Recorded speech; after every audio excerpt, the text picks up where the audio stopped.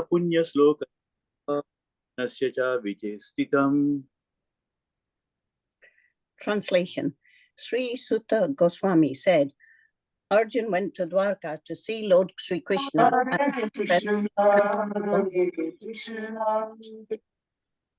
and also to learn from the Lord of his next activities. Hare Krishna. Text number 2. Can we go to text number 2? Vyatita katichan masas tada nayat tatorjuna dadarsha gora rupani nimittani kurudvaha. A few months passed and Arjun did not return. Maharaj Yudhishthira then began to observe some inauspicious omens which were fearful in themselves. Hare Krishna. Text number 3.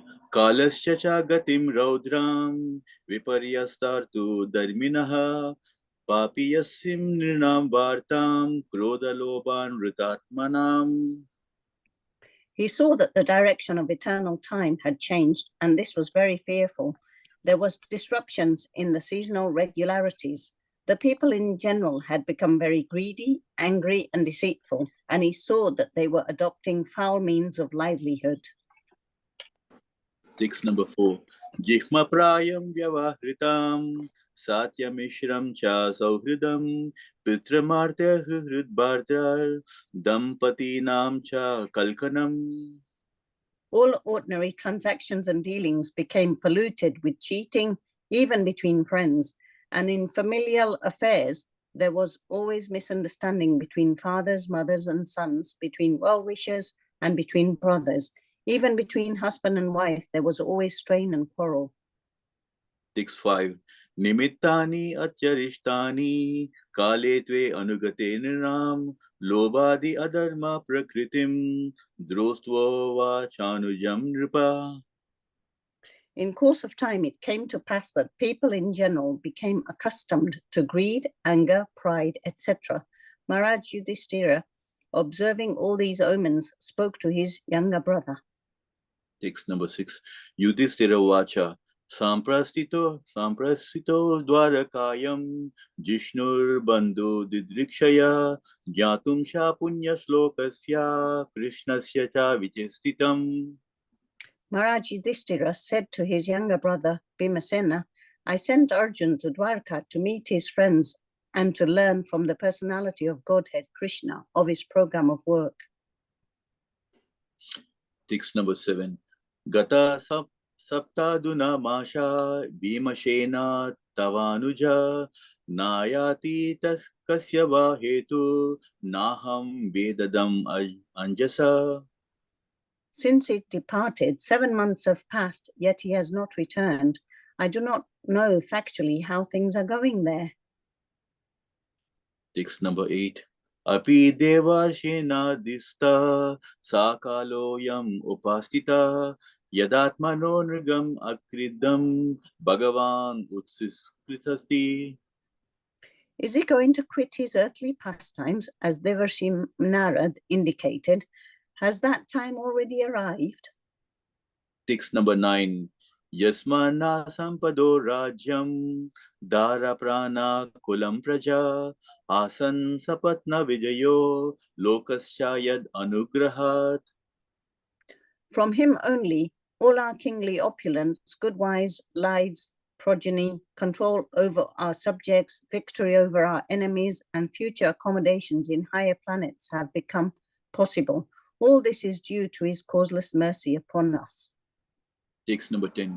Pasyotpatan nara vyagra divyan bauman sadaihikan darunan samsato durat bayam no buddhi mohanam. Just see, O man, with the tiger's strength, how many miseries due to celestial influences, earthly reactions, and bodily pains, all very dangerous in themselves, are foreboding danger in the near future by deluding our intelligence. Text number 11. Urvakshi bahavo mahyam spuranti anga puna punaha vepatuschapi hridaye aradasyanti vipriyam. The left side of my body, my thighs, arms, and eyes are all quivering again and again. I am having heart palpitations due to fear. All this indicates undesirable happenings. Text number 12.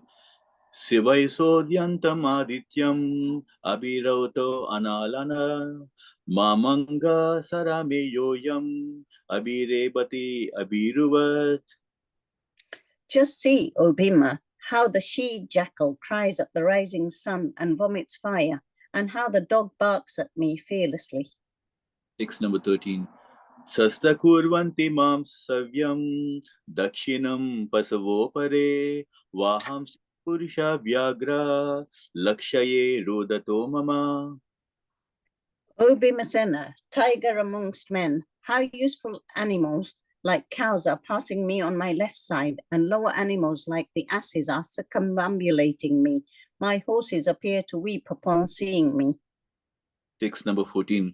Mrutyuduta kapatoyam uluka kampayan mana pratyulukascha puhwanair viswam vai sunyam ichataha. Just see, this pigeon is like a messenger of death. The shrieks of the owls and their rival crows make my heart tremble. It appears that they want to make a void of the whole universe. Text number 15. Dhumradisha paridaya kampate bhu sahadribi nirgatascha maham tata sakamcha sthaniyitnibi. Just see how the smoke encircles the sky. It appears that the earth and mountains are throbbing. Just hear the cloudless thunder and see the bolts from the blue. Text 16. Vayurvati karasparsho rajasa vishrejam stamaha asargavas varsanti jalada bibatsam iva sarvataha. Hare Krishna, I think we're only reading till 15. 15, Jyotima. Yes. Yeah, thank you.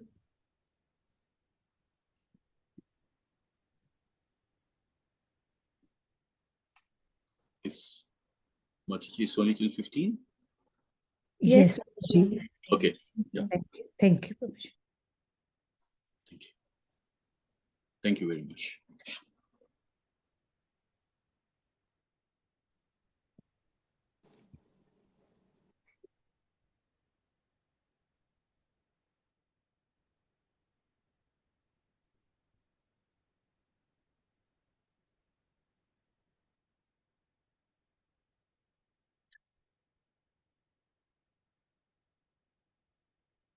Hare Krishna. Hare Krishna, Prabhuji. Has the recitation finished? Yes, Prabhuji. Yes. Okay, sorry, I'm a bit late today. Hare Krishna, everyone.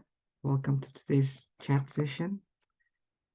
Today we continue reading and discussing Srimad Bhagavatam, Canto 1, chapter number 14, Disappearance of Lord Krishna. And I think today we're doing text number 10 to 12. Am I right? Just running a bit behind. I think so. Yeah, 10 to 12. So let me share my screen with the verse. You just bear with me. A bit croaky today. A bit of a cold.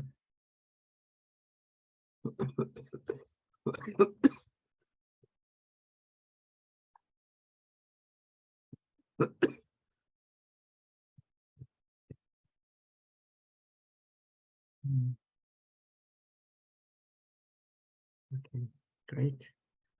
So we'll begin by reciting the Mangala Charanam prayers. Please feel free to join in, be unmuted mics. Om Jnana Timirandasya Jnananjana Shalakaya Chakshur Unmalitam Yena Tasmai Shri Gurave Namaha.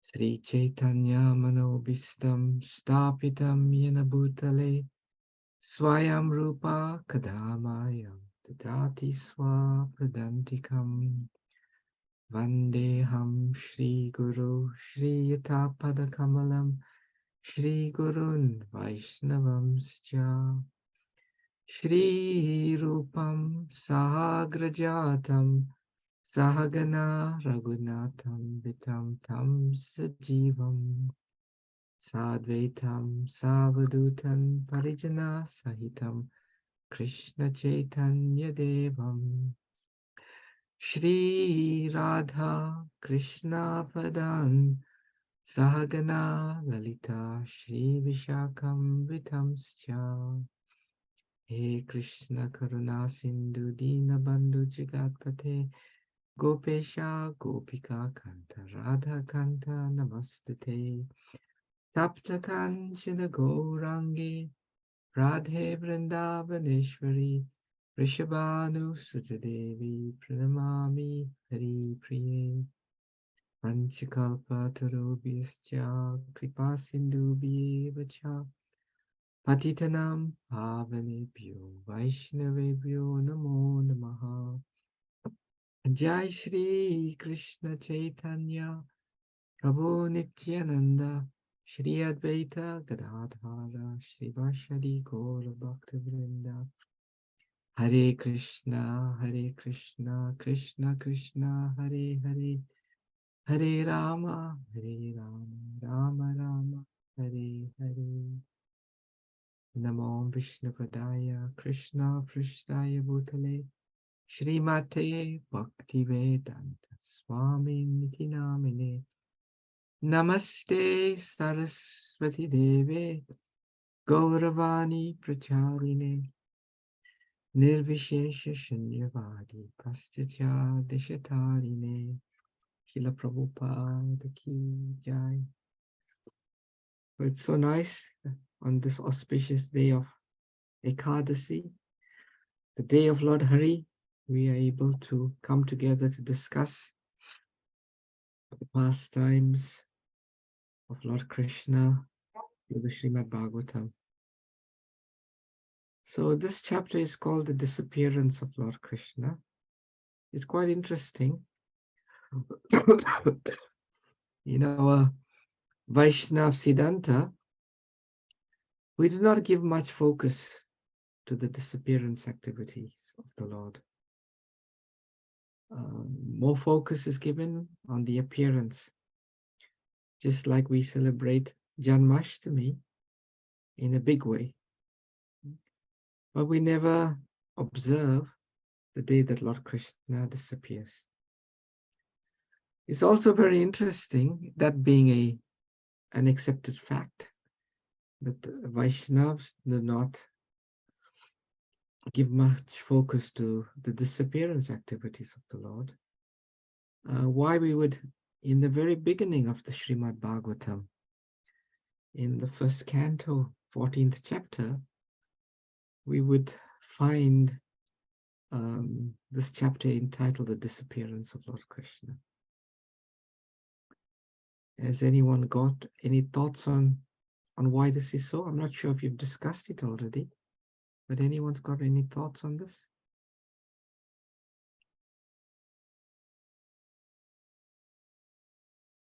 No? Well, there may be a few reasons.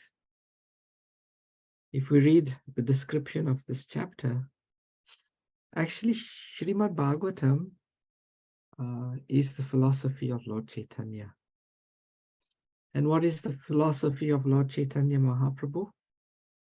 What did Sri Chaitanya Mahaprabhu teach as the highest expression of love for Lord Krishna? Sri Chaitanya Mahaprabhu, let me see if anyone has written here. Okay. So Sri Chaitanya Mahaprabhu's philosophy is the philosophy of Viraha. Anyone knows what this means, the philosophy of Viraha? Praying in separation. Yes. It's union in separation. There is union in meeting and there's union in separation. So Sri Chaitanya Mahaprabhu stated or thought that the highest platform of love is the love that is felt in separation. This is what Sri Chaitanya Mahaprabhu taught. That was shown by the gopis of Vrindavan, and in particular Shrimati Radharani. So what we will notice in the Srimad Bhagavatam, Shukadev Goswami, whenever there's an opportunity to highlight feelings of separation, Shukadev Goswami or Vedavyas, they pause. And they pause and they give focus to that. Like, for example, in the 7th canto, the first experience we have of Prahlad Maharaj is Prahlad Maharaj feeling separation from the Lord, the tears falling from his eyes. During the pastimes of Lord Ramachandra, Shukdev Goswami very quickly goes through the pastimes of Lord Ram. He was born as the son of Dasharath, he was banished to the forest, and so on, very, very quickly, rapid fire verses. And then suddenly when he comes to the verses that is describing Bharat's separation from the Lord, he pauses. He pauses and he focuses on the feelings of separation experienced by the Lord. So we will notice this in the Srimad Bhagavatam, that this feelings of separation, this highest sentiments of love called viraha, it is highlighted in this book because it's the philosophy of Sri Chaitanya Mahaprabhu. And we will see in this chapter and the next chapter these feelings of separation being experienced in particular by Maharaj Yudhishthir and Arjuna in particular. So this is something we take away from this particular chapter. So we will now read and discuss text number 10.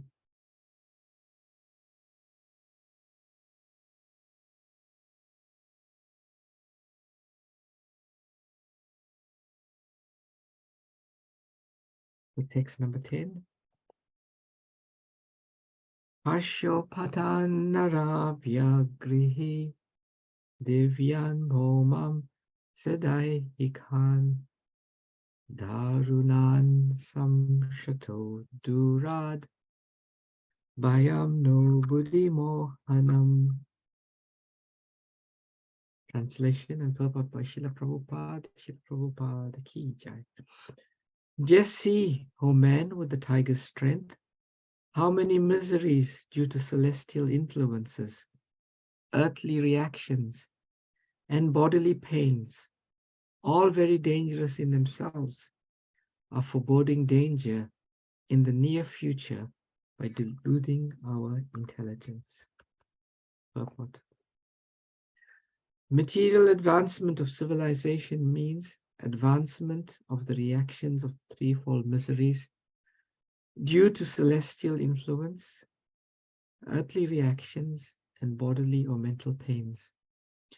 By the celestial influence of the stars, there are many calamities like excessive heat, cold, rains or no rains, and the after effects are famine, disease, and epidemic. The aggregate result is agony of the body and the mind.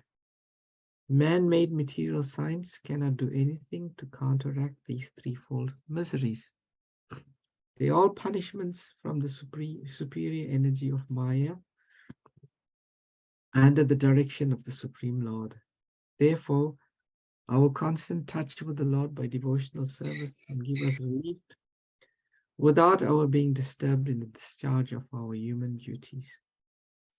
The Asuras, however, who do not believe in the existence of God, make their own plans to counteract all these threefold miseries. And so they meet with failure every time. The Bhagavad Gita 714 clearly states that the reaction of material energy is never to be conquered because of the binding effects of the three modes. They can simply be overcome by one who surrenders fully in devotional service under the lotus feet of Lord Krishna. So let's go reference Bhagavad Gita text number 714. This is a famous verse. Daivi yesha gunamai mama maya durajaya mameva ye prapatyante mayam etam rantite.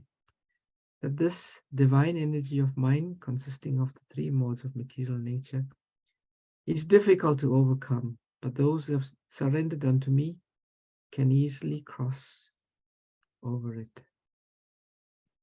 So Srila Prabhupada is describing, or firstly Maharaj Yudhisthira is saying that there are so many omens that there is impending misery.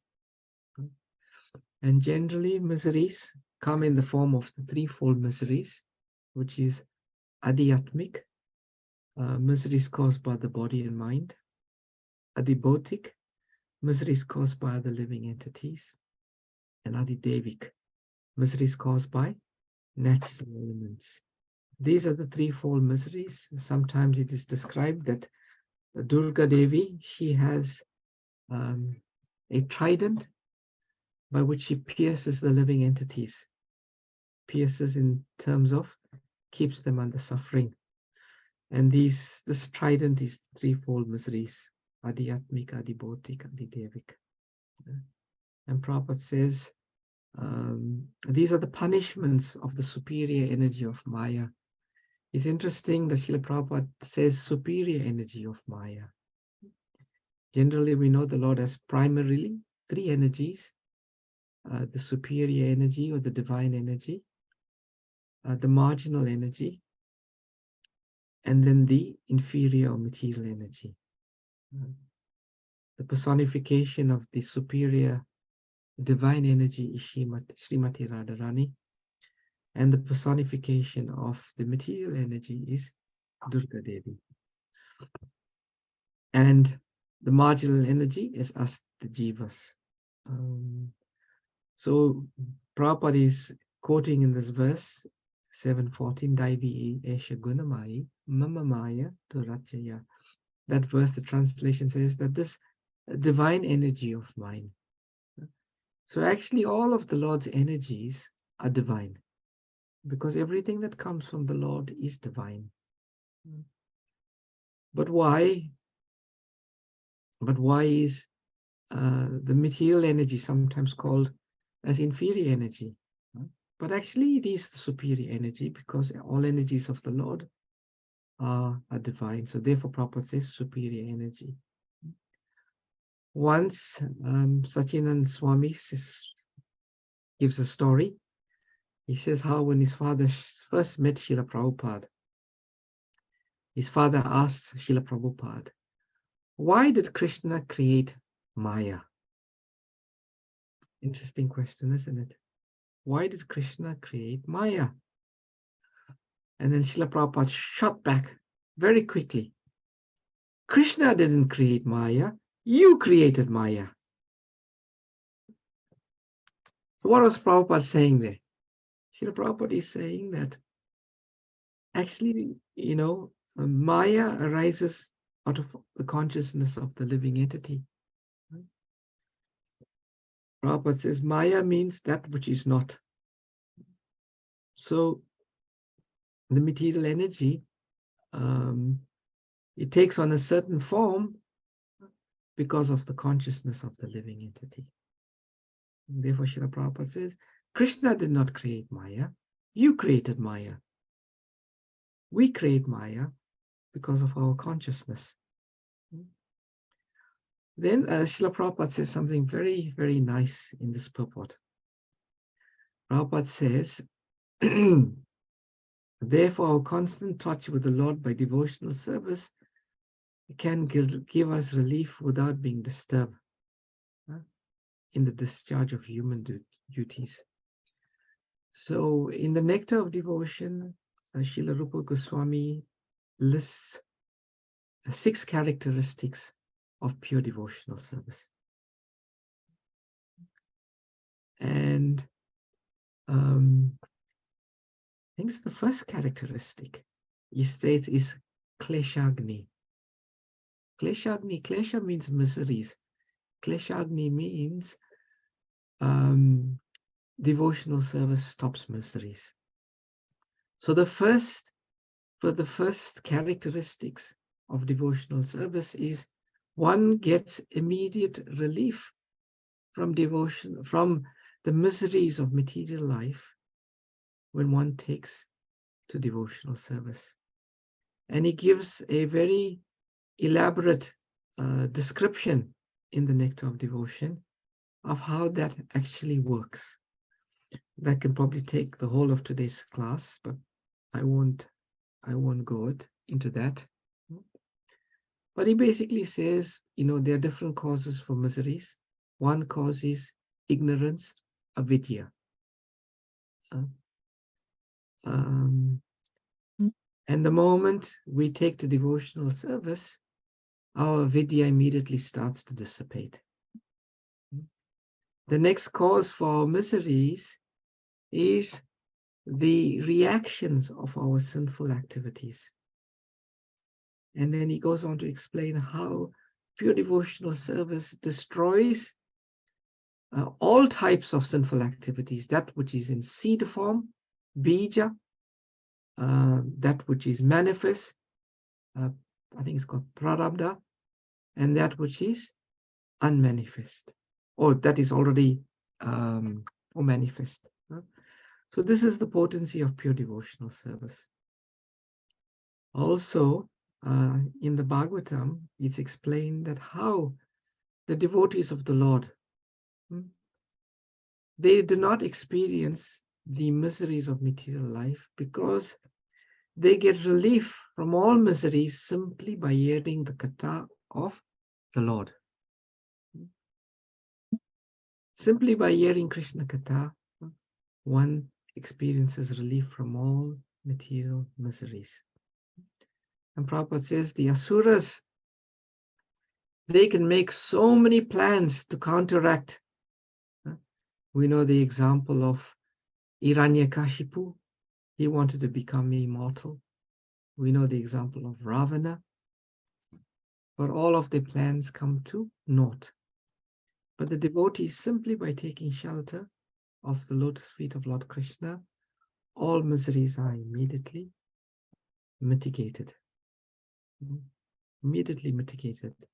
Prabhupada says they can simply be overcome by one who surrenders fully in devotion under the lotus feet of the Lord.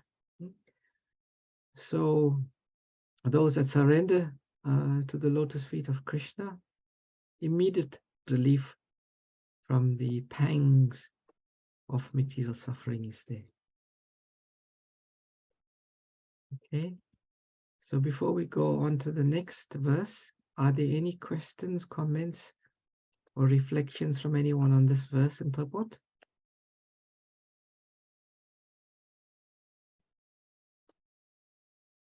No? Everyone's good? Okay, let's move on. Let me see if anyone's trying to unmute. Neela Vasana Mataji, Madhavi Mataji, you wanted to add anything? Hare Krishna Prabhu, sorry, no, I just left my mic, unmuted, so maybe you might have heard me say something. Sorry. Okay. I'm just listening. Yeah, I'm just listening because Srimad Bhagavatam is a new something to me. So it's a little bit difficult to follow, but I'm still quietly listening. Oh, nice. I'll probably have to listen several times before I understand properly. We're all in the same boat. Thank you, Prabhu. Hare Krishna. So text number 11. This has got a new meter. Rakshibahavo. No, it's not. Rakshibahavo mayam spuranti anga puna puna vepatuscha piridhaye aradasyanti vipriyam. Translation. The left side of my body, my thighs, arms, and eyes are all quivering again and again. I am having heart palpitations due to fear. All these indicates undesirable happenings. Purport. Material existence is full of undesirables. Things we do not want are forced upon us by some superior energy. And we do not see that these undesirables are under the grip of the three modes of material nature.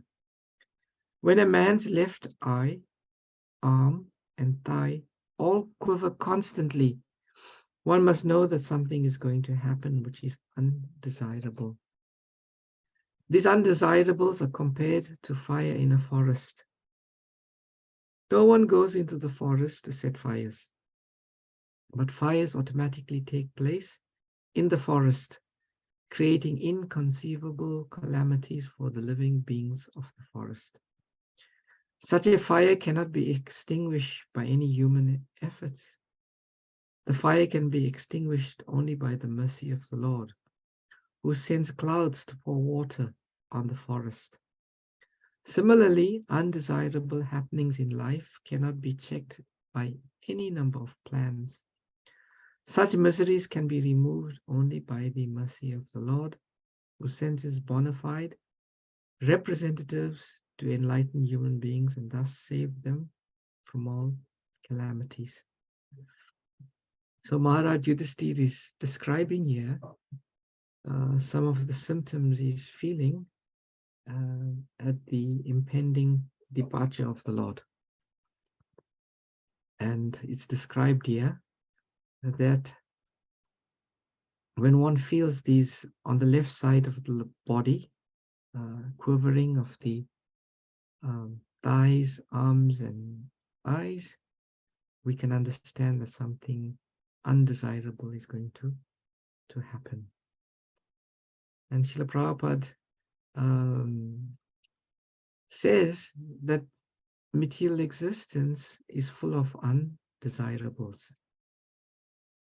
And Prabhupada gives the metaphor of the forest fire. We see often in the news, there are big forests, and suddenly these forests catch on fire. Oftentimes, it is not due to some man-made cause that starts the fire. It can be, lightning, so many things. Without any knowledge, this forest fire can start. And these forest fires are extremely dangerous. They spread very, very quickly, and it obliterates everything in its pathway. Homes, animals, living entities. It just goes, and sometimes you see these on the news. The firemen are trying to put out the fire. They have these big bags with helicopters that even dip into people's swimming pools, and they carry these big bags of water, and they try to put out the fire, but it's a fruitless endeavor. Most cases, especially if the wind takes hold, these fires just spread. So the ordinary living entities or the firemen who are tiny in when looking at the forest fire, they can't really do much. And Prabhupada says here, it is only by the mercy of the Lord that such fires can get extinguished. And we see that in most cases, these fires, they only die down when the wind subsides, or when there is some torrential rain, the fire gets extinguished. So this is a nice metaphor Prabhupada is giving. All of us, we all have experience in life. At some point in life, we'll get kicked in the teeth by material nature. We already have experience to different parts of our life getting kicked in the teeth, but it'll happen again and again, these undesirables, because that's simply the nature of material existence. We have no control. Everything comes by its own accord. Nobody, as Prabhupada says, no one desires for a forest fire to start, but it happens. No one desires that something undesirable may happen in their life, but it happens. And sometimes when it happens, it completely overwhelms the living entities to such degree that often, sometimes they even commit suicide. It becomes so overwhelming, the undesirable. So Srila Prabhupada is saying here, just like in the forest fire, it's only by the mercy of the Lord that the fire can be quenched. In the same way, in our own lives, this undesirable happenings, it cannot be checked by any amount of plans. Prabhupada says, such miseries can be removed only by the Lord, who sends his bona fide representative to enlighten human beings and thus save them from all calamities. And we know there's a famous stanza in a famous song that very nicely highlights this particular point. Who knows? I'm sure many of you know. We chant it every day. The very first stanza of the Sri Sri Guru Vastakam. And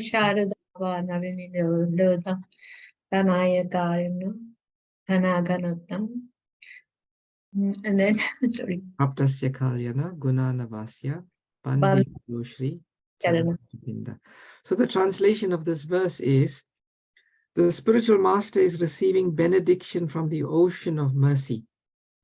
Just as a cloud pours water on a forest fire to extinguish it, so the spiritual master delivers the materially afflicted world by extinguishing the blazing fire of material existence. I offer my respectful obeisances onto the lotus feet of such a spiritual master who is an ocean of auspicious qualities.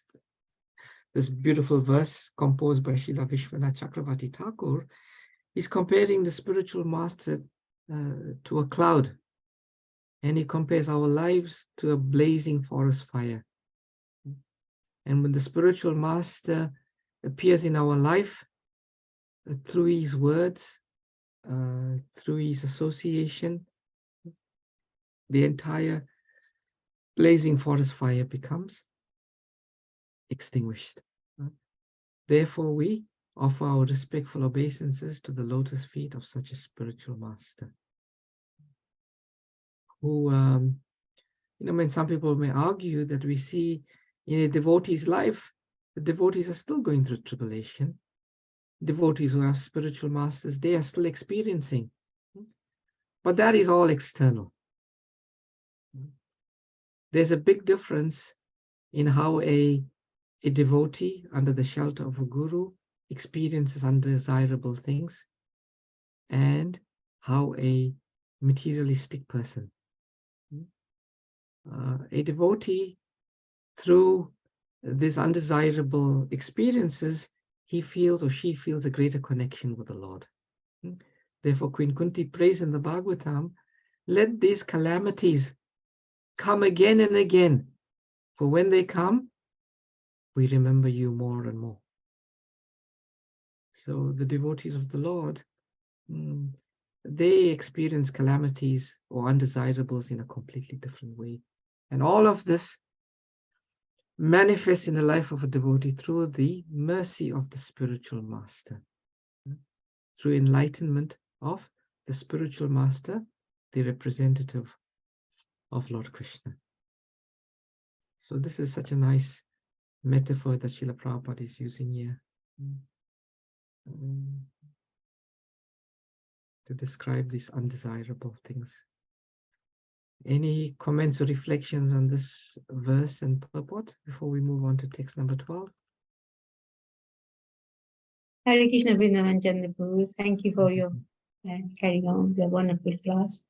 I just wonder, how do I understand when spiritual masters also go to these physical difficulties, and recently we have witnessed, and how do we understand that? Srila Prabhupada gave two reasons. One reason he gave is the spiritual master, because the spiritual master has taken on the karma and the sinful activities of the disciples. When the disciples are not following properly, then the spiritual master suffers. That's one thing that Srila Prabhupada said. So we can see it from that perspective. The other reason we see in the Srimad Bhagavatam, and as explained by our acharyas, that the pure devotees of the spiritual master externally seems to be experiencing some suffering, and that is there. It's a leela with the Lord. Simply the Lord wants to use his devotees to glorify the devotee. Like when a devotee goes through some tribulations and we see how they are completely undeterred in their devotion, they are completely fixed. They do not get swayed by these disturbances and these tribulations. Then people think, oh, how wonderful this devotee is, how they transcend. So we learn that it's to glorify the devotee and to teach people through the devotees. And the third reason, Srila Vishwanath Chakrabarti says, this is like love bite. From the devotee's perspective, it's not suffering at all. It simply increases their remembrance of Krishna. So the devotees don't see this as suffering. That's not suffering. The devotee may think, oh, this is simply, I'm receiving this as the reactions to my past sinful activities. But the devotees don't see it as like an ordinary person does. I was listening to one of the lectures by Ram Swami Maharaj, and he mentioned that a devotee also goes to the physical difficulties, and they have illness, and the people who doesn't believe in or hasn't had the opportunity to take in the devotional service, and thinking, oh, what's the difference between you and me? You are following all these wonderful path, and I'm not suffering. He said Krishna wants them to think that way because they haven't come, so their thought will be like that, but the devotee's thought will be different. I said, yes, this is God. Lord is, he's reciprocating with me in that way. But the non-devotee who are not practicing, Krishna wants them to think that way so that they will not come. That's what he was explaining when he was explaining one of the verses. Oh, that's a nice perspective. Thank you for sharing that. So we'll move on to text number 12. Sivai Sodhyantam Adityam Abhiroti Anala Nana Mamanga Sarameyoyam Abhirebhati Abhiruvat. Just see, O Bhima, how the she-jackal cries at the rising sun and vomits fire, and how the dog barks at me fearlessly. These are some bad purport. These are some bad omens indicating some undesirable in the near future. So this is Yudhishthira Maharaj talking to Bhima. She jackal crying, dogs barking fearlessly. That's an interesting one. Okay, so that concludes verse number 12. We'll just 1 minute over half past. We'll stop here. We'll take any comments, questions, corrections, reflections. Hare Krishna.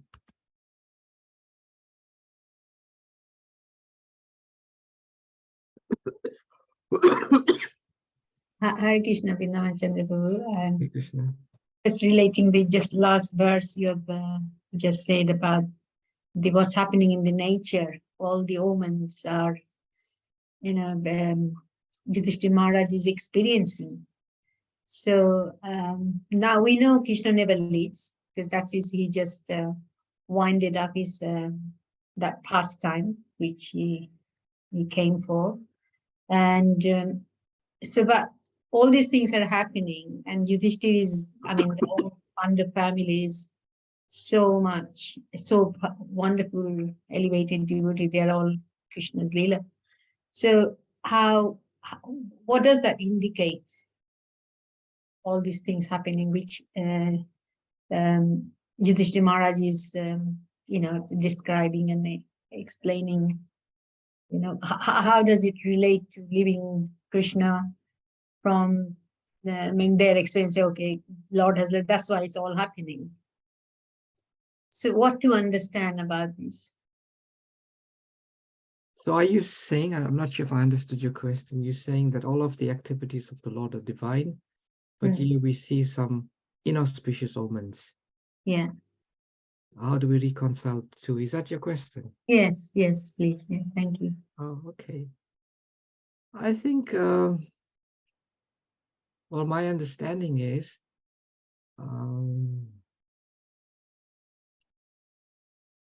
when the Lord is present, Dharma is present. As it says in the verse in the first canto, Krishna Swadhamo Pagate, Dharma Gyanadibi Saha, Kalo Nastar Rishamesha, Puranarko Dunoditaha. That this Srimad Bhagavatam is as brilliant as the sun, and it has arisen on the departure of Lord Krishna to his abode, accompanied by religion, knowledge, etc. So that verse, Bhagavatam says that when the Lord is present, all Dharma is present. All prosperity is present simply by the personal presence of the Lord. And when the Lord leaves, then as this verse says, accompanied by religion, knowledge, etc., then things become inauspicious. So although the Lord is all auspicious, when the Lord is present, all auspiciousness is there. But the Lord, when he departs, there is diminishing of that, significant. So that's why these bad omens are there, because the disappearance of the Lord and the disappearance of Dharma and the knowledge, it's not a nice event. I still find it difficult to understand, because Lord is here, Lord is not here. Everything is Krishna, belong to Krishna. The Krishna is here all the time. We have deities in the temples, so Lord is here. So why one time all the inauspicious things come, and other time the auspicious or inauspicious? I find it so difficult to understand. The difficulty, why we can have inauspiciousness while the Lord is here. Yeah, he's here. Well, this is simply the nature of Kali Yuga, and the elements and the effects of the modes of nature. While Krishna is here, even while Krishna was here, there was demonic forces. But the Lord diminished these demonic forces Yes. And when he leaves, it's just like it says, when the spiritual master departs, there's normally calamity in his movement. And we saw that in our ISKCON also. When Srila Prabhupada departed, there were so many calamities within our society. Because, you know, the personal presence, the Vapu, also is so auspicious. It's all auspicious. The Lord's personal form.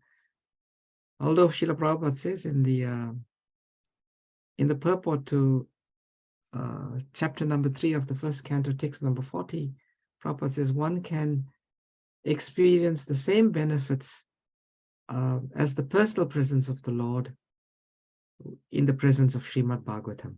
It's quite interesting. Prabhupada says that. Anyway, that's my limited realization. Anyone else likes to share, contribute in answer? Or This is Bapu and Bani, they're same.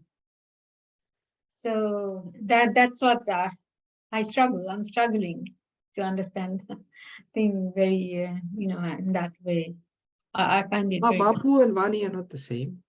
Bapu is the presence of the Lord, or the spiritual master. When the spiritual master is not here, the Vani is always here, but Vapu is only manifested for a particular time. So the Lord's personal presence here is also manifested only for a certain period.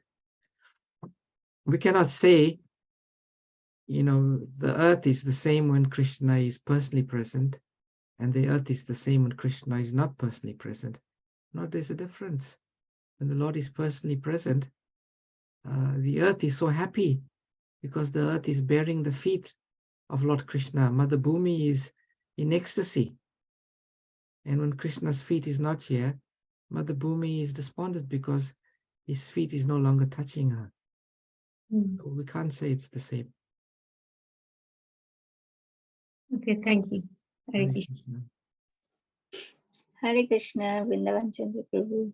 Please Hare accept Krishna. my humble obeisances. Please accept. Thank you very much for the lovely class. Although you're not feeling well and still you are serving us. So thank you very much for your wonderful service. Hare Krishna. Yeah, Prabhu, as Mataji was telling, yes, when 5,000 years ago, it was just, end of Dwapar Yuga, isn't it? So, that omens were there, all these things, and it was real. But nowadays, even it's not all the time true. Sometimes you do see certain, like certain, what you call, signs, but it's not all the time it comes true, isn't it? Because now if this is a Kali Yuga, because sometimes they say, okay, women's right side is good and men's left side. And I think men's right side is good if they have it's certain kind of queering eyes and this and that, and ladies left side. Oh, okay. But in Kali Yuga, and not all the time it works. So we cannot rely on those omens. Okay. And other thing, I was thinking like, once I heard, and that's because now this is a chapter of Krishna leaving this planet. And somebody was telling that, like Krishna, when he left his material body here. And then, like he has cremation and everything. But to me, I don't agree with that. Because, like Krishna, whenever he comes in a spiritual body. His body is transcendental. And he went back with his own body. He did not leave the body. So what do you say about that, Prabhu? Certainly, Krishna does not have a material body. The Lord's body is completely spiritual. Yeah. But I've read sometime, somewhere, and I need to look at where I read, that Prabhupada says it's simply to bewilder the people who want to believe that Krishna had a material body. He acted in a certain way. It's because some people want to believe, and the Lord just says, okay, you want to believe that? I'll help you believe more in that, just to bewilder them. That's something I heard, but I need to confirm that with some quotations from Srila Prabhupada. But I recall reading that somewhere. Okay. Yes, that's true. That whoever wanted to believe that way, Krishna want them to believe. Mm. Yeah. Mm. Yeah. So I heard Panchali, I sorry, heard Mataji. Srila Prabhupada saying that. Yeah. Thank So you. thank you. Thank you very much. Thank you, Mataji and Mataji. Prabhuji. Panchali, Mataji, you patiently had your hand up, and Sailesh Prabhu after that. Thank you, Prabhuji. Please accept my humble obeisances. Thank you for the wonderful class. So I've got a quick question on spiritual master. Are the spiritual masters eternal associates of the Lord, and they come to the material world and returns to other worlds, or returns to the spiritual world as required or as instructed or advised by the Lord? Or are they jivas who have become highly elevated devotees and have acquired the position of a spiritual master, but still goes through pain because they have their prarabdha from before? Interesting question. Srila Prabhupada says the spiritual master can either be a Nitya Siddha or a Sadhana Siddha. Nitya Siddha means an eternally liberated soul who's descended on the earth simply to act in the role of spiritual master to fulfill the purpose of the Lord. Then you have another type of spiritual master is called a Sadhana Siddha. Siddha means perfection. One who has achieved perfection through the process of sadhana bhakti. Prabhupada said there is no difference between the both, whether sadhana siddha or nitya siddha. It's the same. And if one is on the platform of siddha, or at least on the platform of pure devotional service, bhakti, bhava bhakti, prema bhakti, then that personality is completely free of any reactions of sinful activity, completely free, completely purified. So if they are experiencing some type of difficulty, that is a particular arrangement via the divine energy, not the inferior energy. That experience is coming via the arrangement of the divine energy. I'm not sure if you understood what I've said. Yes, Prabhuji. Thank you so much. Thank you. Hare Krishna. Hare Krishna, Prabhu. Just wanted to add a little bit. The examples are in front of us. Like just recently, as Kadamkanand Swami, he left his material body, but the way the way he was going through, he was not taking any medication, he was in such a pain, but still all his activities, he was preaching and he was chanting and everything. So normal, for us, because we are on the bodily platform, little bit of headache, of little bit of pain here and there, we cannot even concentrate on chanting. But so you can see the spiritual masters who has they are fully surrendered souls, and they are not on the platform. But by seeing their examples, we can see those devotees or Maharajis, they are not on on the material platform. They are, you can say they maybe they might have been sent by Lord Chaitanya or Krishna's associate or some, but they are special. That's what I say. Hare Krishna. Hare Krishna. Sailesh Prabhu, you've been patiently having your hand up. Hare Krishna, Prabhuji, Dhanavad Pranams, Harish Prabhupada. Thank you again for a wonderful class, and as Mataji said, for your wonderful service. Even when you're not well, you still give a fantastic class, so thank you. A couple of points, Prabhu, if I may. Firstly, I heard something, and I'm struggling whether it was Radhanath Swami or Bhakti Rasamitra Swami, but I heard a nice explanation on Prabhupada's statement you quoted earlier, when they asked, why did Krishna create Maya? And he said, you created Maya. And the explanation for that was that it's not that we have the capacity to create such energy. Of course, only Lord Krishna can create and annihilate all and everything. But the understanding on that is that the Lord reciprocates to our desires, and we, all the fallen souls in this material universe, have a desire to Lord matter, and therefore he creates this energy in order to facilitate that desire that we've had. So we've created it by our desire, but the Lord has created Maya in order to facilitate our desire to Lord matter, as it were. So it's just a nice nuance to that. Definitely. So thank you for that. Nicely. Just this other point about the Lord's material body versus spiritual body. He, of course, only has a spiritual body. There is nothing material in the Lord whatsoever. And once again, the same point is that he reciprocates according to one's desires. And if one has a desire to find faults in the Lord, he will reciprocate and allow one to find faults. Not that he has faults, but he will reciprocate with that desire that one has. I mean, if his great devotees are able to leave, like Dhruva Maharaj went in the same body back to the spiritual world, many devotees such like that stepped into the spiritual world within their own body, because the Lord transmitted that body into a spiritual body. So it's not that one has to leave the material body. Of course, these are very high-level devotees, but still. I have a question, something that I've struggled to understand in chronology here, which is my fallen nature, so you can help me with this.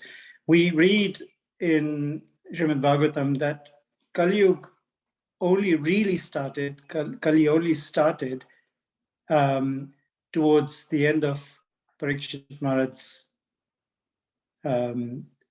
rule, which was in itself almost 100,000 years or so, where Kali was then given places to reside. And up to that point, we read in the Bhagavatam that everything under his empire was perfect, and there was no influence of Kali Yuga up to that point. But we read here, which is significantly before that point, where Yudhishthira Maharaj is describing the effects of Kali Yuga, already starting with quarrels and hypocrisy and all of that is already talked about by the omens that he's reading. So how do we read that? Because Kali hasn't really entered the scene yet. Yet these omens have already started. And we read earlier that, or later we will read, that Kali was only given place to reside in those 4 places much later by Parikshit Maharaj. So how do we understand that kind of gap in time? Because there is a big gap. The way I would look at it, and I stand at the correction, this is describing a particular event and the consequences of that event, and that's the departure of the Lord. When the Lord departs, there is automatically a a change in religion and knowledge and so forth. It's not necessarily focusing on the impact of Kali Yuga, but it's focusing on the impact of the Lord's departure. So, it's a subtle difference, but the difference again, one is a consequence of the Lord's departure. And some people actually say Kali Yuga started when Lord Krishna departed. I've heard that somewhere, but I need to clarify whether this is in Prabhupada's books or not. And then obviously we have the advent of Kali through the pastimes of Parikshit Maharaj. So these descriptions are related to the decline because of the Lord's departure, and then the other ones is the onslaught of Kali Yuga through the appearance of Kali. I don't know. That's just my thought, Prabhu. I may be wrong. I don't know. Thank you, Prabhuji. Thank you. Hare Krishna.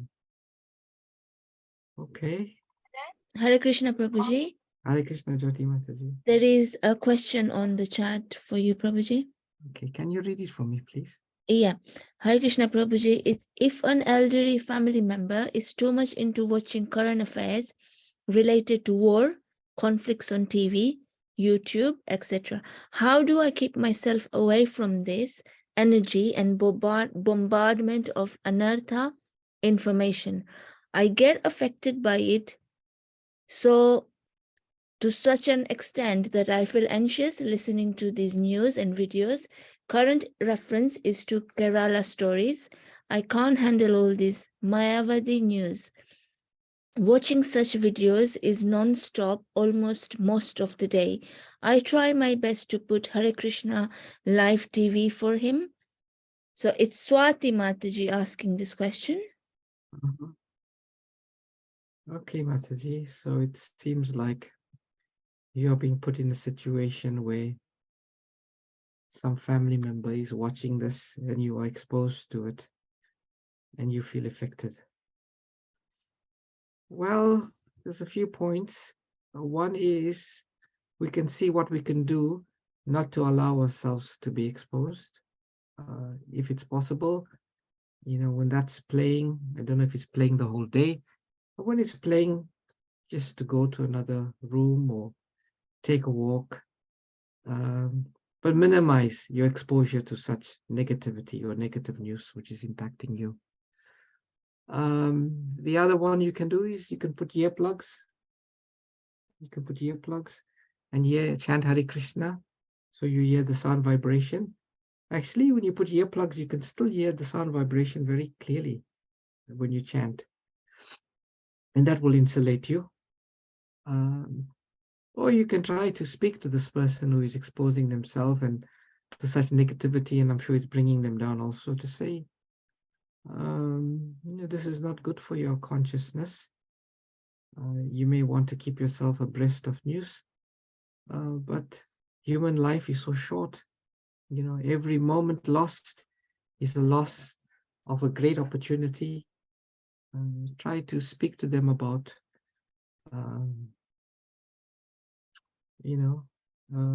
not exposing themselves to all this negativity.